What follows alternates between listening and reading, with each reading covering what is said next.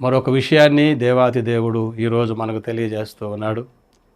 మరి మార్కు రాసిన సువార్తలో 7వ అధ్యాయం 21వ వచనంలో యేసుక్రీస్తు ప్రభువారు ఒక మాటను మనకు తెలియజేస్తూ ఉన్నాడు. దుష్టుడు ఏ విధముగా మనిషి హృదయమును పాడు చేశాడో 21లో మనం చూస్తాం. మనుషుల హృదయములో నుండి దురాలోచనలు అని యేసుక్రీస్తు ప్రభువారు తెలియజేస్తాడు. అక్కడ చాలా విషయాలు రాయబడ్డాయి.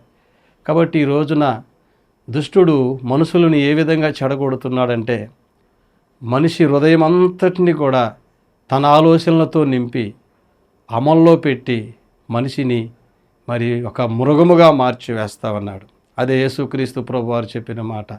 మనుషుని హృదయంలో నుండి దురాలోచనలు, ఎన్నో ఆలోచనలు మానవుని హృదయంలో పెట్టి వాడు ఆలోచనలన్నీ నెరవేర్చుకుంటూ దేవుని పిల్లలైన మన అందరినీ కూడా మరి దేవునికి శత్రువులుగా మార్చి ఈ లోకములో మరి మంచిగా పుట్టిన మనిషిని, దేవుని రూపంలో పుట్టిన మనిషిని ఒక దెయ్యములాగా మార్చి సమాజానికి, కుటుంబానికి, అనేకులకు ఏ విధంగా బాధ కలిగే వ్యక్తులుగా చేస్తున్నాడో యేసుక్రీస్తు ప్రభువారు ఆ వచనంలో మనకు తెలియజేస్తూ ఉన్నాడు. మనుషుని హృదయములో నుండి దురాలోచనలు. దుష్టుడికి అవకాశం ఇస్తే నీ హృదయం నిండా తన ఆలోచనలు నింపుతాడు. అందుకనే బైబిల్ గ్రంథంలో మనం చూస్తాం.